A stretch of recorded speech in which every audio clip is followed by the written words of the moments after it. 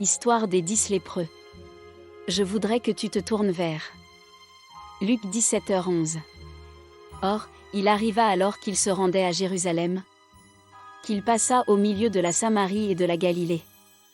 Puis, comme il entrait dans un certain village, il le rencontra 10 hommes qui étaient lépreux, qui se tenaient au loin. Notez maintenant que les lépreux se tenaient à distance. Et ils élevèrent la voix et dirent, « Jésus, Maître, aie pitié de nous. » Ils imploraient miséricorde parce qu'ils n'étaient pas qualifiés pour la grâce. C'est un endroit terrible où être, quand vous devez dépendre de la miséricorde. Parce que, Dieu a dit qu'il aura pitié de ceux à qui il aura pitié. La miséricorde ne vous est pas garantie. Il demande quelque chose auquel il ne croit pas avoir droit. Quand il vit cela, il leur dit, « Allez vous montrer au prêtre. » Et ainsi, c'était, alors qu'il avançait, ils étaient purifiés. Ils se tenaient à distance. Ils implorèrent miséricorde, et Jésus leur dit, « Allez vous présenter au prêtre. » Pour les Juifs de ce jour-là, il y avait une manière établie d'être soigné pour la lèpre. Et les prêtres devaient être comme un médecin, et ils devaient examiner les lépreux, pour voir s'il y avait encore des signes de lèpre. S'il n'y avait aucun signe de lèpre, alors le prêtre pouvait déclarer cette personne pure, et ils ont été autorisés à réintégrer la société. C'était un moyen d'empêcher les maladies contagieuses de ravager leur nation, et c'était donc une chose sage. Jésus a dit, « Allez chez les prêtres et faites-vous examiner. » Et il est dit qu'au fur et à mesure qu'il avançait, ils furent guéris. Alléluia. Maintenant, quel acte de foi c'était? Courte prière. Imaginez, pourrait-il dire, « Mais nous voulons que vous nous imposiez la main. Nous voulons que vous priez pour nous. Vous devez prier et jeûner pendant 3 jours pour nous débarrasser de cette lèpre. » J'ai vu des gens choqués quand ils m'ont demandé de prier. Et j'ai fait une prière pendant 5 minutes. 1 ou 2 d'entre eux ont été offensés en pensant que je ne l'avais pas pris assez au sérieux. Il y avait un pasteur qui m'a demandé de prier pour ses affaires. J'ai prié pendant 5 minutes et il a été offensé contre moi. Jusqu'à ce que le téléphone se mette à sonner la semaine suivante et à la fin de la semaine. Il a été réservé, et il a donné un témoignage. La prochaine fois que j'ai prêché dans son église comment il a été offensé par cette prière de 5 minutes. Mais ces réservations ont été complétées en l'espace de quelques jours. Alléluia. Vous n'avez pas besoin de faire de longues prières. Vous devez faire des prières remplies de foi. Alléluia. Glorifiez Dieu. Verset 15. Et l'un d'eux, quand il a vu qu'il était guéri, retourné et d'une voix forte, a glorifié Dieu. Maintenant, je veux que vous le remarquiez. Je veux que vous fassiez un lien entre une voix forte et glorifier Dieu. Je ne pense pas qu'il y ait un problème entre la gloire et les voix fortes au Ghana. Parce que, quand j'ai été au Ghana, je peux entendre une église 1 mile avant d'y arriver, alléluia. Mais au Royaume-Uni, les églises sont différentes. Et beaucoup de chrétiens britanniques semblent penser que Dieu est nerveux. Et qu'ils ne sont pas censés élever la voix dans l'église. Au cas où ça ferait peur à Dieu. Fierté. Et je veux aussi que vous preniez note. J'ai mentionné plutôt le fait qu'il se tenait à distance. Et dans le psaume 138, 6, le Seigneur est au sommet, mais il regarde les humbles. Mais la fierté qu'il connaît de loin. Et donc, l'orgueil vous fait puer dans les narines de Dieu. L'une des façons dont j'ai décrit cela est lorsque vous avez un bébé. Si vous continuez à nourrir un bébé, quelque chose finira par arriver. Et quand c'est arrivé chez nous, j'avais l'habitude de redonner mon fils à ma femme. Et dites que votre fils a besoin d'être changé. Eh bien, c'est ainsi que l'orgueil pousse Dieu à agir avec vous. Dieu dira que tu pues, à cause de ton orgueil. Reste là-bas. Vous ne pouvez pas avoir une relation étroite avec Dieu si vous êtes fier. Vous devez vous humilier. Nous devons voir que l'orgueil, c'est comme être un lépreux spirituel. Supprimer un autre des obstacles, c'est supprimer un esprit d'orgueil. Et demander à Dieu de nous accorder un esprit d'humilité. Pouvons-nous prier quelques minutes? Une des voies du repentir, de l'orgueil, c'est s'agenouiller devant Dieu, alléluia. Vous humilier. Reconnaître qu'il est plus grand que vous. Qu'il est le Tout-Puissant. Qu'il nous a créés. Il est le potier et nous sommes l'argile. Il a parfaitement le droit de nous parler. Alléluia. Quand nous avons un esprit d'humilité, nous écouterons et nous obéirons. Alléluia. Prière. Père, nous nous repentons d'avoir fait place à l'orgueil dans n'importe quel domaine de notre vie. Nous vous demandons de nous pardonner. Nous y renonçons. Nous le révoquons. Nous ordonnons à la fierté de partir. Quitter.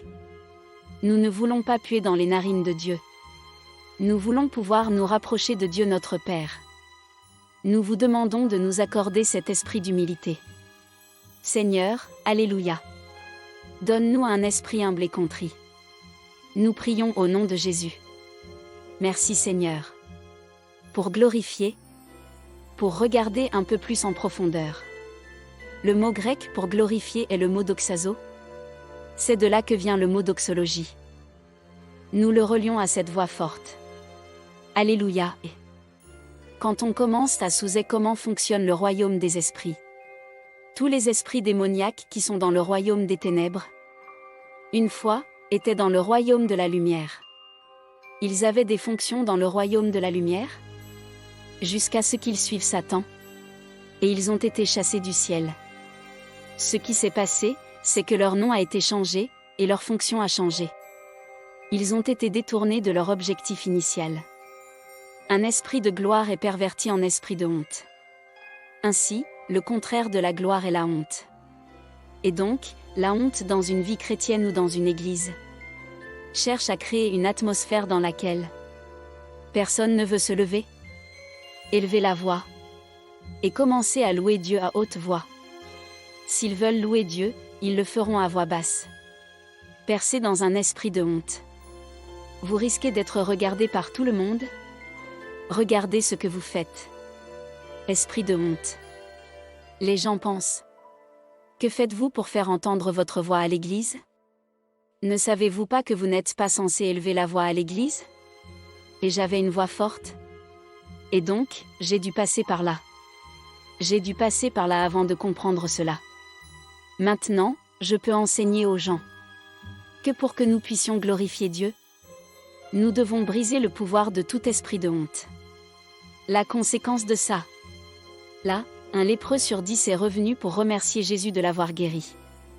Nous devons faire une distinction. Il est dit que 9 ont été guéris en chemin. Mais ce lépreux est revenu pour remercier Dieu et glorifier Dieu. Il a été guéri. Témoignage de Jésus. L'esprit de prophétie est le témoignage de Jésus. Et ainsi, lorsque vous témoignez de ce que Jésus a fait, vous libérez l'esprit de prophétie dans l'air. L'esprit qui veut glorifier Dieu. Et par conséquent, cela doit chasser tout esprit de honte.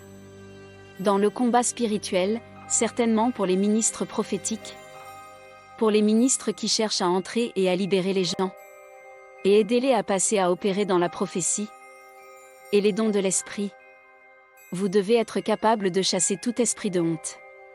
Alléluia. Maintenant, la lèpre est une maladie qui fait tomber des parties du corps. Et donc, les 9 lépreux qui ont été guéris, cela voudrait dire que la lèpre a quitté leur corps. Il a cessé d'endommager leur corps. Mais les parties du corps qu'ils avaient perdues avaient disparu.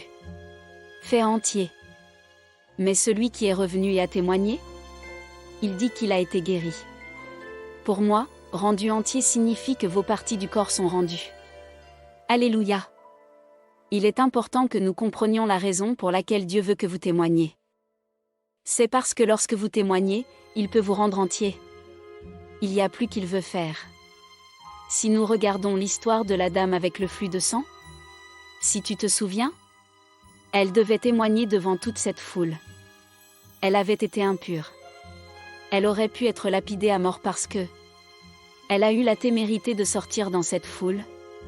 Et elle touche à l'homme de Dieu. Vaincre la peur. Elle a été guérie, mais dans la foule, elle a disparu. Jésus a dit, qui m'a touchée, et elle a dû sortir. Elle a dû sortir et témoigner, sachant que cette foule pourrait se retourner contre elle. La lapider. Elle pourrait être morte en quelques minutes. Elle a dû surmonter l'esprit de peur. Elle a dû surmonter la honte. Son témoignage sur la façon dont elle saignait depuis 12 ans. A passé tout ce qu'elle avait avec des médecins. A perdu tous ses biens. A fini par être sale. Sans abri. Désespérée. Jusqu'à ce qu'elle voie Jésus. Ensuite, elle a dû dépasser la foule. Et c'est ce que je vous dis. Ainsi, il est démontré ici que Dieu veut vous guérir. Si vous avez été guéri, témoignez de votre guérison et Dieu fera plus. Alléluia. Pouvez-vous voir pourquoi l'ennemi essaie de vous empêcher de témoigner? Il ne veut pas vous guérir. Il veut vous rendre malade. Il veut voler. Pour vous tuer et vous détruire. Mais Dieu veut vous donner une vie abondante. Alléluia. Nous devons dépasser la foule pour arriver à Jésus. Vous devez faire taire la foule. Vous devez les dépasser. Pour que vous puissiez toucher l'ourlet de son vêtement. Parce que quand vous arrivez à Dieu, vous obtenez votre réponse. Alors, vous devez rencontrer Jésus.